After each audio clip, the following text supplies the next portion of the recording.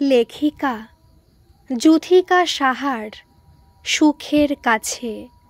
দুপুরবেলায় মোবাইলটা বেজে উঠতেই জয়িতা আধো ঘুমে হ্যালো বলতেই রুমি বলল, কিরে ঘুমোচ্ছিস? জয়িতা ঠিক বুঝতে না পেরেও যেন বলে উঠল, এই একটু চোখ লেগে গেছে কিন্তু। রুমি বলল, কিন্তু মানে? আমাকে ভুলে গেলি তুই? 30 বছর পর তোর খোঁজ করে ফোন নাম্বার জোগাড় করলাম। এর আগে অনেক খোঁজ করেছিলাম কিন্তু পাইনি। আমি তোর স্কুল কলেজের অভিন্ন হৃদয় রুমি রে। জয়িতা ধচমচ করে বিছানায় উঠে বসল। এই তুই কোথা থেকে বলছিস? আমরা এখন কলকাতায় দমদমে আছি, তাও প্রায় 6 মাস হলো। শোন, আমার মা এখন দাদার কাছে শিলিগুড়িতে, আর ওখানকার বাড়ি বিক্রি হয়ে গেছে বুঝলি। তবুও সেই মাটির টানেই ছুটে গেছিলাম কয়েকদিন আগে। হোটেলে উঠেছিলাম, তোদের সেই বাড়ি গেছিলাম। ওখানে গিয়ে শুনলাম তোদের নতুন বাড়ি শহরে। ওখানে গিয়ে ভীষণ ভালো লাগলো রে। তোর দাদার তো ভীষণ নামডাক, কত বড় বাড়ি। মাসিমার সাথে অনেকক্ষণ কথা বললাম। তোর বৌদির কাছ থেকে তোর সব কথা শুনলাম। নাম্বার নিয়েই তোকে ফোন করছি। জয়িতা ধীর গলায় বলল, ভালো করেছিস। আগে তো আমাদের বাড়িতে তোদের আসার কথা বলতে লজ্জা করত। মানে আমাদের তো সেই বাড়ি ঘরদোর ছিল না। এই শোন, এই নিয়ে কি আমাদের বন্ধুত্ব ছিল বলতো? আমাদের দুজনের সম্পর্কের কথা সবাই জানত, যে একবেলা দেখা না হলেই মন অস্থির হয়ে উঠত। আমার তো কলেজ পাশ না দিতেই বিয়ে হয়ে গেল, একেবারে সোজা ব্যাঙ্গালোর। তারপর তো এখানে ওখানে করতে করতে এতগুলো বছর কিভাবে পেরিয়ে গেল বুঝে উঠতে পারলাম না। কেমন যেন বয়সটা বেড়ে গেল। এখানে ফ্ল্যাট কিনেছি এখন পাকাপাকিভাবেই কলকাতায়, ওই একদম শ্মশান যাত্রা অবধি বুঝলি। বলেই হাসি। একদিন আয় আমাদের এখানে, তোরা খুব মজা করব সেই আগের মতো। বলেই রুমি কেমন একটু ধরা গলাতেই বলল, এই মাঝখানের সম্পর্কটা কেমন আলগা হয়ে সব ওলট পালট হয়ে গেল রে জয়ী। সংসারের কাজের অবসরে সব মনে পড়তো আর নীরবেই চোখের জল ফেলতাম। কত দূরে থাকতাম আমি। এখনকার মতো তো এই ডিজিটাল যুগ ছিল না, তাই মনের কথা মনেই গুমড়ে মরত। আচ্ছা জয়ী, তোর সেই কলেজের দিনগুলোর কথা মনে আছে? আর বলতেই জয়ী বলল, এখনো তো মনটা আছে বলেই তো মনে পড়ে। কিন্তু আর যেটা বলতে চাইছিস সেটা আমাদের মতো সাধারণ মধ্যবিত্তের তা সবসময়ই নাগালের বাইরের যাওয়া। দেখ, মনে রাখাটা যতটা কঠিন, ভুলে যাওয়াটা মনে হয় তার থেকে শতগুণ বেশি কঠিন। রুমি আজও নিজেকে বড় অপরাধী মনে করে এখনো। সুবীরদার সাথে জয়ীর সম্পর্কের সাথে সে তো আষ্টে পৃষ্ঠে জড়িয়ে আছে। রুমির দাদাই এর জন্য দায়ী। সে পরে জানতে পেরেছিল, কিন্তু তখন কিছুই করার ছিল না তার। জয়ী বলল, কি রে, কি ভাবছিস? না না, কিছু না। কিছু তো নিশ্চয়ই। ওরে না, এই তোর ছেলে মেয়ে। জয়ী বলল। রুমি বলল, আমার মেয়ের বিয়ে হয়ে গেছে, তাও 2 বছর। তোর তো ছেলে। রুমি বলল, সব শুনেছি তোদের বাড়িতে গিয়ে। তাহলে দেরি কেন? চলে আয়, আমার এখানে ভালো লাগবে। রুমি বলল, কলেজ স্ট্রিট থেকে কতটা তোর বাড়ি? খুব কাছেই। তুই কলেজ স্ট্রিটে আসছিস? হ্যাঁ, একটা কাজ আছে, ওই বুধবার যাব ভাবছি। তবে তো ভালোই, এসে একটা ফোন করবি, লোকেশন বলে দেব। আসলে তুই তো এখন ব্যস্ত থাকিস, তোর সময় হবে? ওরে তুই চলে আয়, কিছুই ব্যস্ত নই, বলতে পারিস পাগলামি। বলেই হা হা করে হাসি। একটু বেশি করে সময় নিয়ে আসিস দুজনে। রুমি বলল, এই আমি একাই যাব, বাড়িতে শাশুড়ি মা আছে আর মায়াদি। কেন, তোর বর? ও নেই, একটু আমার শ্বশুর বাড়ি মানে বর্ধমানে গেছে, দেশের বাড়িটা একটু দেখভাল করতে। ওখানে দেখাশোনার জন্য পরিচিত আছেন একজন, তবু এখন মাঝে মধ্যে যায়। আসলে দুর্গাপুজোতে সকলে এবারে ওখানে যাব, তাই আগে থেকে একটু সব ঠিকঠাক করছে। জানিস, ওখানে ওদের অনেক জমি নিয়ে বড় বাড়ি, আর ভীষণ আনন্দ হয় ওই গ্রামের পুজোয়। আচ্ছা এখন রাখছি, গিয়ে অনেক গল্প করব কেমন? ও হ্যাঁ, তোর হোয়াটসঅ্যাপ ডিপিতে কোনো ছবি নেই, একটা ছবি দে না প্লিজ। অনেক দিন থেকে তোকে দেখার ইচ্ছে হচ্ছে। দে প্লিজ, এই নাম্বারেই, কেমন? ধুর, বুড়ি হয়ে গেছি এখন ছবি। আমি জানি তুই আগের মতোই আছিস, এক্ষুনি দে। কেন, পাত্র দেখবি? রুমি একটু দীর্ঘশ্বাস ফেলেই বলল, জানি আমার ওপর তোর অনেক অভিমান ক্ষোভ জমে আছে, কিন্তু বিশ্বাস কর, এর বিন্দু বিসর্গ জানতাম না। ঈশ্বর সহায় আছেন, তাই তো আজ তোর এই এত বড় পজিশন। এটা যেদিন শুনেছি আমার ভেতর যে যন্ত্রণাটা ছিল তার থেকে যেন শান্তি পেয়েছি। তোর মতো একটা সহজ সরল ভালো মনের মানুষের তো ঈশ্বর ভালোই করবেন, এটা আমার মন সবসময় বলতো। অনেক জমানো কথা আছে রে, গিয়ে বলবো, কেমন? যথারীতি রুমি বুধবার জয়িতার বাড়িতে এলো। রুমি ওর বাপের বাড়ি থেকে যা শুনেছিল বাড়িতে ঢুকে দেখছে তার থেকে অনেক বেশি। সত্যি মনটা ওর ভালো হয়ে গেল।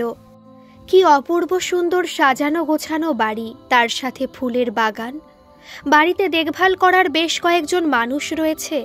তাদের একজন ভেতরে গিয়ে খবর দিতেই জয়িতা বেরিয়ে এসে রুমিকে পেয়ে সেই আগের আনন্দে আত্মহারা হয়ে গেল। রুমি বলল, ওরে বাবা, তুই তো পুরো হিরোইন রে জয়ী। উফ, এ বয়সে তোকে কি ফাটাফাটি লাগছে, সত্যি বলছি যে কেউ প্রেমে পড়ে যাবে।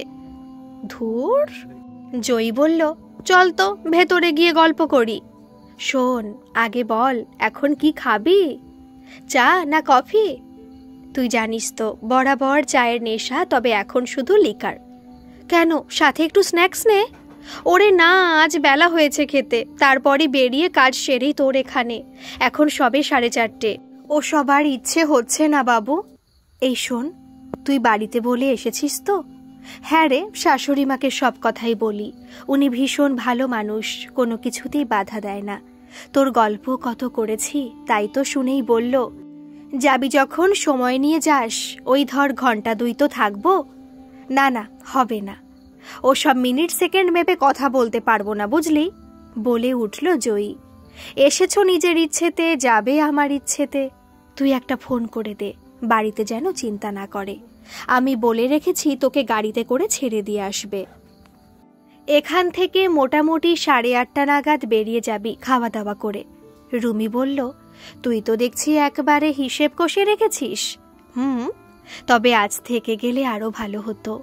রুমি বলল, আমারও যে ইচ্ছে হচ্ছে না তা কিন্তু নয়। কিন্তু কিন্তু কি? ওরে আগে থেকে এটা তো ভাবিনি। ওদিকে বর নেই তো, শাশুড়ি মার বয়স হয়েছে, আমি না থাকলে কখন কি হয়, ওই জন্য, বুঝলি? জয়ী বলল, না রে, তোর কোনো অসুবিধা হোক এটা আমি একদম চাই না। আমার বর এলে পরে একদিন এসে থাকবো, কেমন? দুজনে এ কথা সে কথায় খোশ মেজাজেই গল্প করছিল। হঠাৎ জয়ী রুমির কথা শুনতে শুনতে যেন ক্ষণিকের জন্য কোথায় হারিয়ে গেল। রুমি কথা বলেই চলেছে। ওমা, দেখছে জয়ী অন্যমনস্ক আর চোখের কোণটা চিকচিক করছে। এই জয়ী, কি হলো হঠাৎ তোর? না না, কিছু না, আসলে কলেজের গল্প করছিস তো, তাই কেমন দিনগুলো চোখের সামনে ভেসে উঠছিল রে। রুমি বলল, এই জানিস, আমারও এমনই হয়, আর তখন এভাবেই। আচ্ছা, তোর সেই দিনটার কথা মনে আছে? ওই সেই সুবীরদা তোকে আমাদের বাড়িতে প্রথম দেখেই আমার কাছে সব খবর নিল। তোকে তার পেতেই হবে, তাই তো আমাকে দিয়ে চিঠি দেওয়া, যদিও প্রথমটা তুই রাজি ছিলিস না। বলতে গেলে বেশ কিছুদিন কাল ঘাম ছুটেছিল বেচারার। সুবীরদা ছিল রুমির দাদা সুমনের ছোটবেলার বন্ধু। ওদের এখানে বাড়ি ছিল, কিন্তু এখন সবাই কলকাতায় থাকে। সুবীরদা লেখাপড়ায় ভালো ছিল, তাই বাইরে তখন বিজনেস ম্যানেজমেন্ট পড়তে যাওয়া। কলকাতায় এলেই এখানে আসা চাই, আর রুমিদের বাড়িতে তো আসতেই হবে দুটো সূত্রে। রুমির দাদা জানতো, তবে এ ব্যাপারটা রুমি সামলাতো। ওর ঠিকানায় চিঠি আসতো, ও সেটা জয়ীকে দিত। এই করে বেশ এগিয়ে চলছিল ওদের সম্পর্ক। জয়ী একা সুবীরের সাথে কখনো যেত না, রুমিকে ওর সাথে চাই।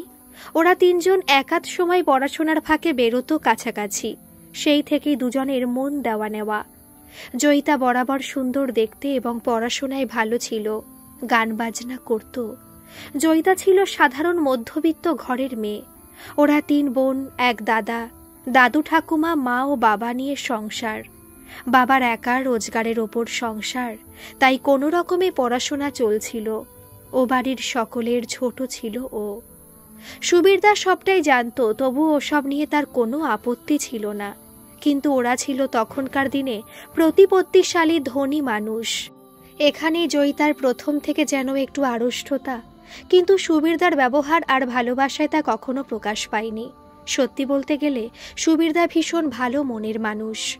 যাই হোক, সেই কলেজের দিনের কথায় আসা যাক। একদিন রুমিকে সুবীরদা বলল, এই সরস্বতী পুজোতে আমরা গাড়ি নিয়ে একটু এই শহর থেকে বাইরে যাব, কেমন হবে বলতো?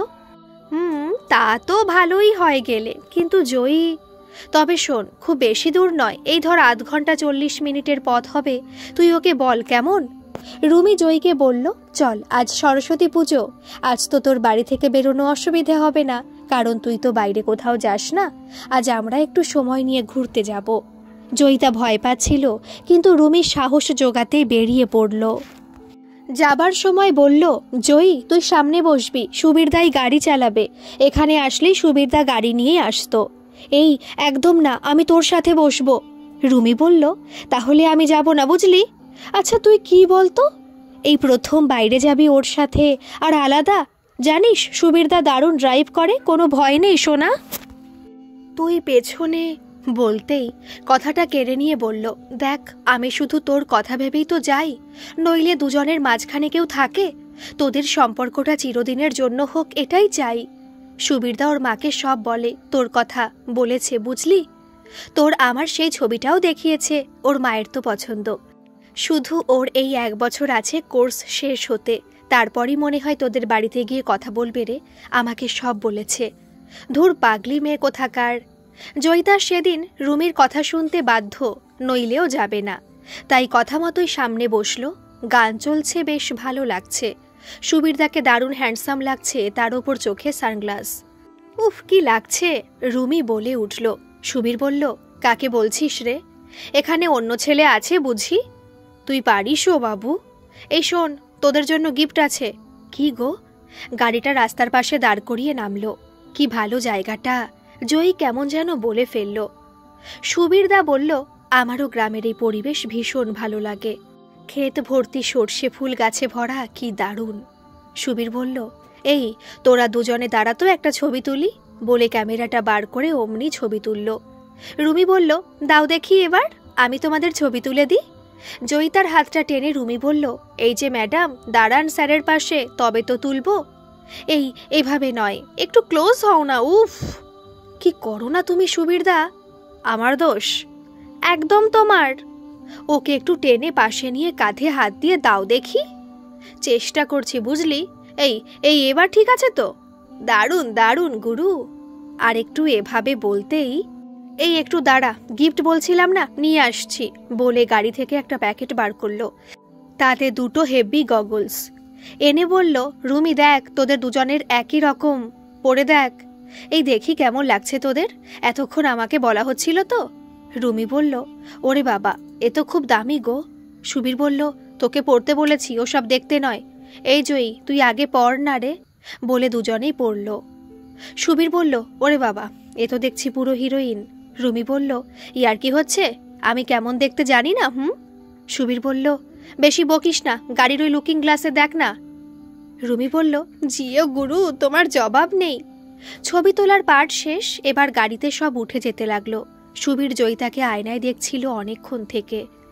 এবার হঠাৎ তার বাঁ হাতটা জয়িতার ডান হাতের ওপর রাখতে জয়ী কেমন লজ্জায় আড়ষ্ট হয়ে গেল। প্রেমটা যেন গভীরে চলে যাচ্ছে। জয়ীর শরীরে কেমন শিহরণ খেলে যাচ্ছে। সে লজ্জায় হোক আর ভালোবাসার ছোঁয়াতেই হোক, রুমি এটাই চাইছিল এতদিন ধরে, তাই ওর মনটাও ভালো হয়ে গেল। ফাঁকা রাস্তায় গাড়ির গতি যেন একটু কমে আসতে লাগলো। হঠাৎ সুবীরদা একবারে গতি কমিয়ে জয়ীকে কাছে টেনে গালে একটা কিস খেয়ে নিল আর ইশারায় বলল তাকে দিতে। জয়ী কেমন লজ্জা পাচ্ছিল। টেনে নিল সুবীরদা, ব্যাস এবার দিতেই হলো। সুবীরদা ওকে কিছুক্ষণের জন্য নিজেই চেপে রেখেছিল, আবার বলে উঠল, এটা গাড়ি তো, আমাদের বেডরুম নয় তো, বলে জোরে হাসি। রুমি জোরে হাততালি দিয়ে বলল, তোমার হাতটা দাও দেখি, একটু হ্যান্ডশেক করে নি। উফ, আজ রূপ খুলল তবে। এবার পাকাপাকিভাবে নিয়ে যাওয়ার ব্যবস্থা করো। সুবীর বলল, এই ধর বছরখানেক, তারপরই, বুঝলি? আমি যেটা বলি সেটাই করি, তুই ভালো করেই জানিস। জয়ী, তুই কি বলিস? একটু থেমে বলল, আমি কি বলবো, তুই তো সবটাই জানিস। আমাদের বাড়ির। সুবীর বলল, আমাকে পছন্দ করবে না? না না, তুমি তো সবই জানো। আমাদের বাড়ির সামর্থ্য। বলতেই সুবীর বলল, তাহলে কি আমি এত দূর থেকে ছুটে আসি খেলা করতে? তুমি ওসব কেন ভাবছো? তুমি শুধু আমার, এটাই পরিচয়, আর কিছু শুনতে চাই না। বাকিটা আমি সব ম্যানেজ করে নেব। রুমি বলল, তুই সেই এক কথা, আরে ওসবের কথা কেন আসছে? আচ্ছা সুবীরদা, তোমাদের বাড়ির সকলে তো দোলে এখানে আসে, তখন বললে কেমন হয়? এবারে আসবে না রে। শোন, দরকার হলে রেজিস্ট্রি করে নেব, তাহলে তো কোনো ভাবনা নেই। বাড়িতে মোটামুটি বলেই দিয়েছি। ও যেটা ভাবছে তা নিয়ে কোনো কথাই হবে না, শুধু আমার কোর্সটা শেষ করে এসে বিজনেসে জয়েন্ট করেই বিয়ে করব। এর মধ্যে তুই ওর বাড়িতে গিয়ে একটু ম্যানেজ করে নে। পরের বার এসে আমি দরকার হলে তারপর না হয় সোজা ওদের বাড়ি গিয়ে কথা বলবো। আসলে ও তো বাড়িতে কিছু বলেনি, আর এখন শুনছি ওর সম্বন্ধ দেখবে বাড়িতে বলছে, তাই বলছিলাম। সিগারেট খেতে খেতে বলল, সম্বন্ধ দেখবে বললেই হলো? তুই গিয়ে সব খুলে বল, তাহলে তো একটু সাহস পাবে। এর মধ্যেই যাবি, আর যা কথা হবে সব চিঠি লিখে জানাবি। ওফ, তোর নাকি দেখাশোনার কথা হচ্ছে রুমি, মাসিমা হঠাৎ কাল বলছিলেন। আর বলো না, আমার ছোট মামা গো, তুমি চেনো। ওই কদিন আগে এসেছিল, মাকে বলে গেছে যে ভালো সম্বন্ধ আছে। ধুর, আমি এখন বিয়ে করলে তো? মাকে বলেছি এখন ওসব করবে না একদম, সামনে জুনে ফাইনাল। বাবাও বলছে আগে পরীক্ষা হোক তারপর সব, কিন্তু আমার মাকে তো জানো, মেয়েকে ঘাট থেকে নামাতে পারলেই বাঁচে।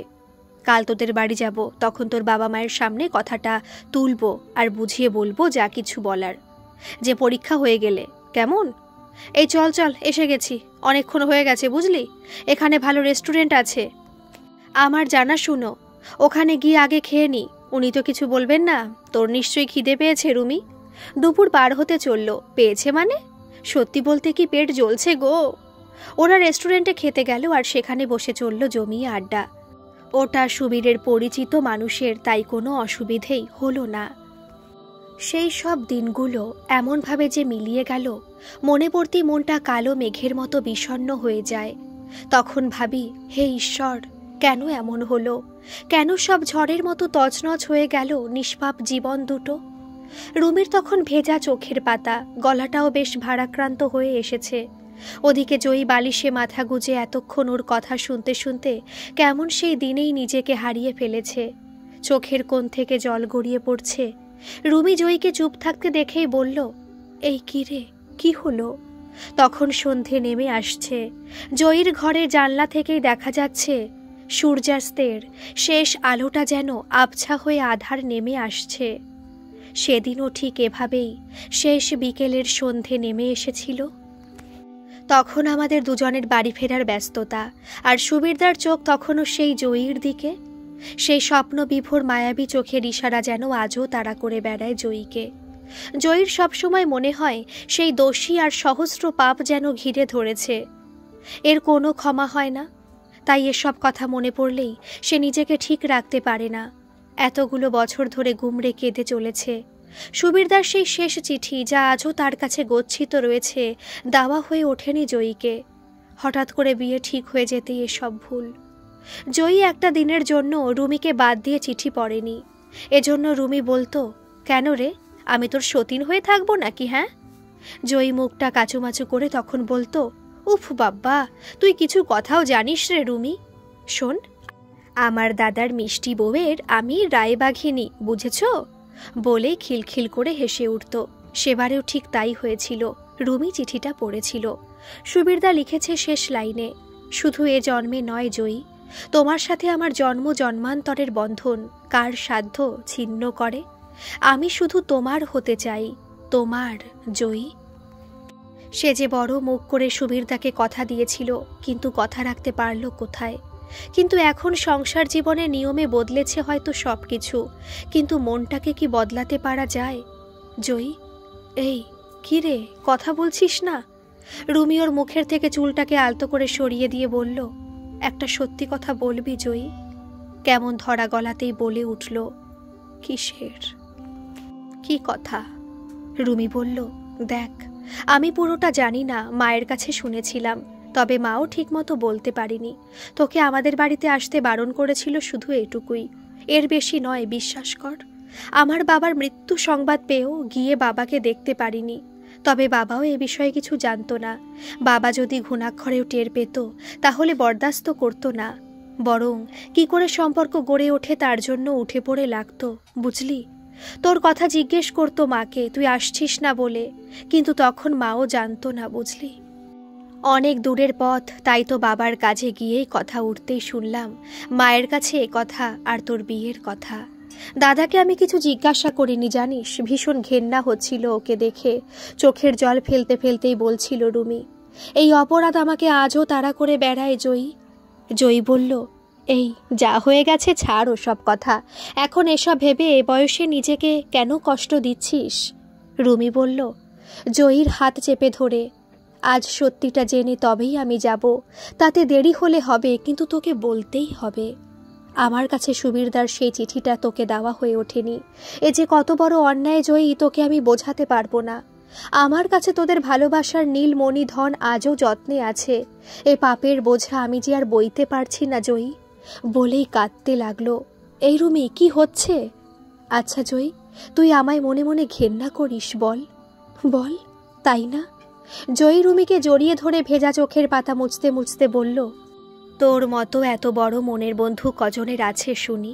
ঈশ্বরের অনেক কৃপা, আমি তোর মতো বন্ধুকে পাশে পেয়েছিলাম ছোট থেকে, তার ওপর বিশ্বাসের সবটাই করা যায় রে রুমি।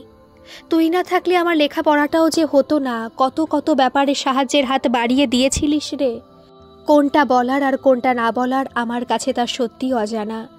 রুমি, এসব কেন বলছিস? তুই বল, আমাদের একসাথে দেখে অচেনা মানুষ বলতো না, তোমরা দুই বোন, তাই তো?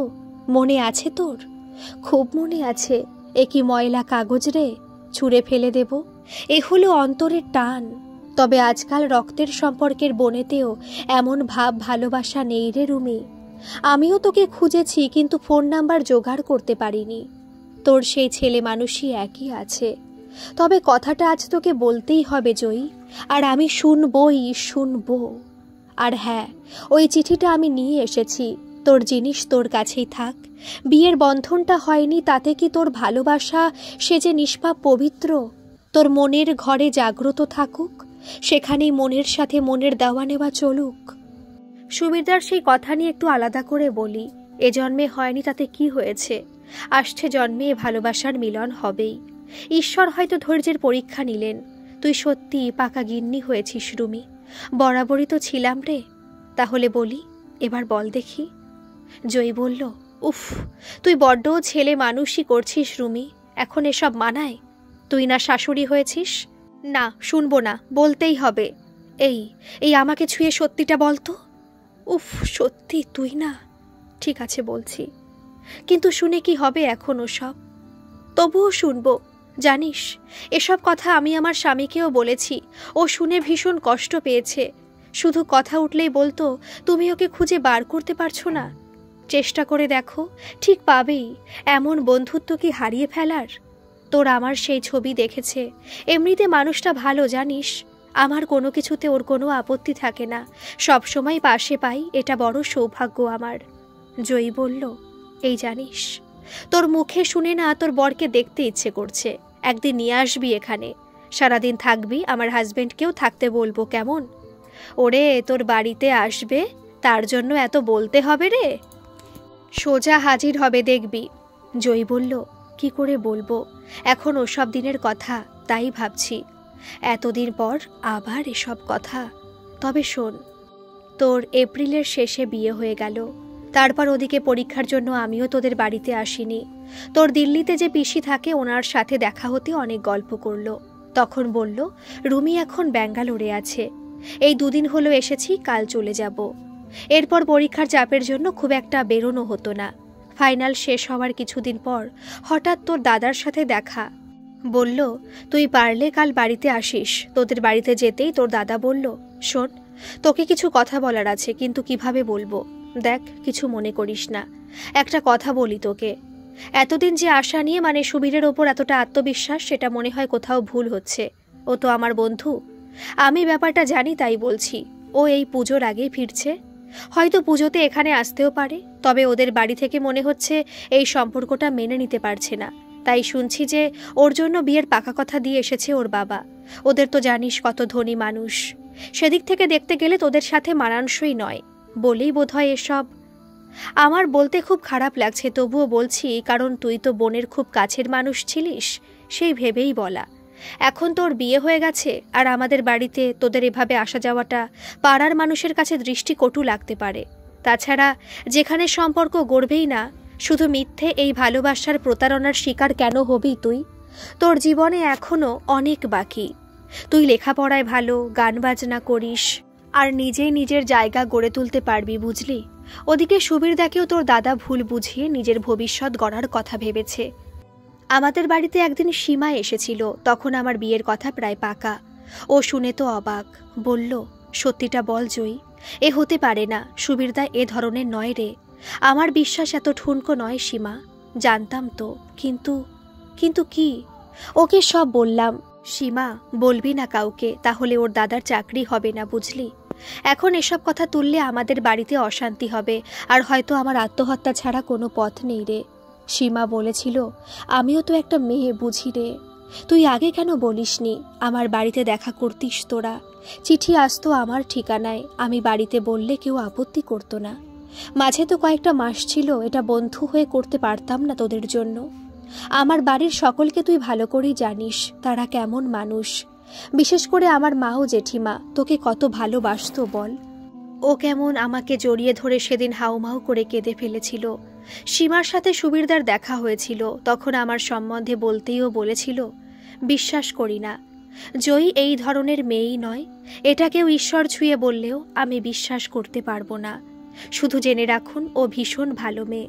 হয়তো এই দারিদ্র্যই বোধহয় ওর জীবনে একটা বড় প্রাচীর হয়ে দাঁড়িয়েছে। সেটা ঈশ্বর নয়, কোনো মানুষই বোধহয় তুলে দিয়েছে। যদিও এর কিছু করতে পারতাম, তার সময় নেই এখন। অবস্থাটা মাঝ নদীতে নৌকোর মতো সুবীরদা। ওর কোনো দোষ নেই, এটা এখন জানুন, ভবিষ্যতে পুরোটাই জানবেন। জানিস সুবীরদা কেমন যেন হতভম্বের মতো কিছুক্ষণ দাঁড়িয়ে থেকে কেমন ধরা গলাতে বলে উঠল, আচ্ছা সীমা, তুমি কি কিছু জানতে পেরেছ? সীমাকেও বোধহয় সেদিন মিথ্যের আশ্রয় নিতে হয়েছিল, তা শুধু আমার কথা ভেবেই। সেদিন তোর দাদার সামনে দাঁড়িয়ে সত্যি মিথ্যে কোনটা বিচার করব সে সাহস বা সাধ্য ছিল না আমার। চোখের জল ফেলিনি, কারণ এগুলো হয়তো আমার প্রাপ্য, কারণ সেটা আমার সাধারণ মধ্যবিত্ত পরিবারে জন্ম নেওয়াটাই এর কর্মফল ধরেই চলে এসেছিলাম। কলেজে তোরা তখন নিত্য নতুন শাড়ি, ম্যাচিং ব্লাউজ পরে আসতিস। আমার তোদের দেখে ভালো লাগতো, কিন্তু আফসোস করিনি, কারণ আমি জানি আমার পরিবারের কাছে এগুলো চেয়ে অন্যায় আবদার করা। পুরো সংসারটাই বাবার ওপর ছিল, লেখাপড়াটা সেটা বলতে পারি সুপরি পাওনা। কোনো রকমে চালিয়ে গেছি, গান বাজনা বন্ধ করে দিতে হলো, ঠিক মতো মাইনে দিতে পারতাম না, আর ওসবের আনুষঙ্গিক জিনিস যা লাগে সেসব কেনার সামর্থ্যও ছিল না। পরে শুনেছি সুবীরদার জন্য তোর দাদার ওই কোম্পানিতে বড় চাকরি, এখন তো রিজিওনাল ম্যানেজার হয়েছে, তাই তো ঠিক বললাম? হ্যাঁ, একদম তাই। আচ্ছা, তোর বিয়ের এই যোগাযোগ কিভাবে? অনেকেই অবাক হয়, সবারই ওই এক কথা। আমাদের বাড়িতে একজন আসতো, দাদার কাছে উনি এই সম্বন্ধটা করেন।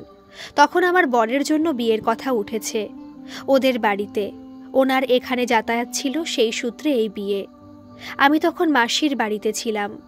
ওই সময় আমার একটা ছবি নিয়ে গেছিলেন, তারপর ওরাই তড়িঘড়ি করে দেখতে আসে, মানে আমার স্বামী নিজেই এসেছিল তার দুই বন্ধুকে নিয়ে, আর এখানে বিয়ে করবে বাড়িতে ফাইনাল বলে দেয়।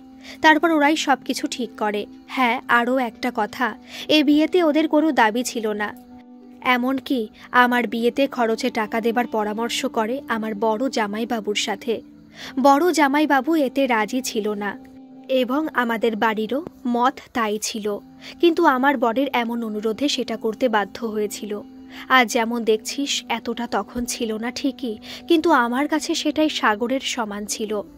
রুমি বলল, ঈশ্বর তোর সহায় যেন এভাবেই সবসময় থাকেন, এই কামনা করি।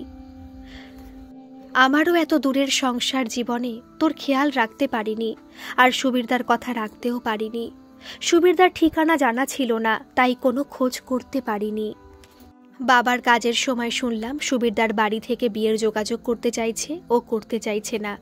মাকে সব কথা বলতো, তাই ওনার মাও শুনে মুষড়ে পড়েছিল। ওনার মা তখন বেশ অসুস্থ, তাই ছেলেকে সংসারী দেখতে চেয়ে বিয়েতে রাজি করিয়েছিলেন। আমার সাথে আজ অবধিও দেখা হয়নি। সত্যিটা সত্যি হয় জয়ী, তাই চাপা থাকে না। পরে সবটাই সে জানতে পেরেছে। দেখ, একটা মিথ্যেকে ঢাকতে হাজার হাজার মিথ্যের আশ্রয় নিতে হয়, কিন্তু সেটা চাপা থাকে। অথচ সত্যের জন্য কিছুই দরকার হয় না, আর সেটাই আমরা মানুষেরা করতে পারি না। বলতে পারিস ইচ্ছে করেও করে থাকি, তাতেই তো সংসারের সর্বনাশ। কিন্তু আমার দাদার বড় চাকরি, সংসার সুখের দিকে একবারও আঘাত হানেনি। ভাবতো কত বড় মনের মানুষ হলে এ কাজ করতে পারে। যার জন্য তার জীবনের ভালোবাসাটা ভেঙে গেল, তার ভালোবাসার ঘরে এতটুকু আঁচ লাগতে দিল না। বুকের মাঝে হাজার যন্ত্রণা নিয়েও নতুন জীবন সাথীকে ভালোবাসার পরশ দিয়েই সুখের সংসার গড়ে তুলেছে। যে মন পবিত্র, সেখানে পাপের স্পর্শ ঈশ্বরই লাগতে দেন না।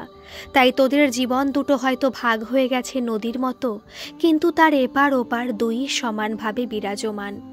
এপার থেকে দেখে ভাবি ওপারে অনেক কিছু, আসলে দুটোই একই। বোহেমিয়ান জীবনের মতোই মানুষের জীবনের অনেক কিছুই হয়তো অলীক, তবুও সেই সব স্মৃতির মুহূর্তগুলোই সঠিক। গল্পটি কেমন লাগলো অবশ্যই কিন্তু কমেন্ট করে জানাবেন, আর ভালো লাগলে একটা সাবস্ক্রাইব করে দেবেন। ধন্যবাদ।